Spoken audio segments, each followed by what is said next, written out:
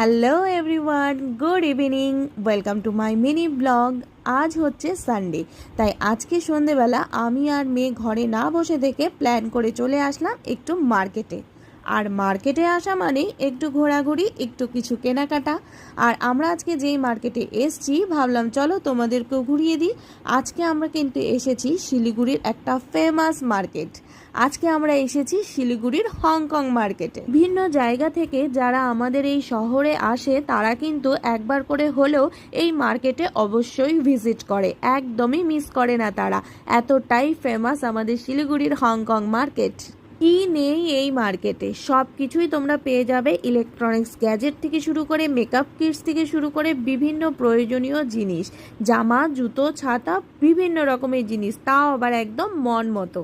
আজকের মতো আমাদেরও কিছু কেনাকাটা করা হলো, একটু ঘোরাঘুরি করা হলো। ভিডিওটা ভালো লাগলে লাইক, কমেন্ট, শেয়ার অ্যান্ড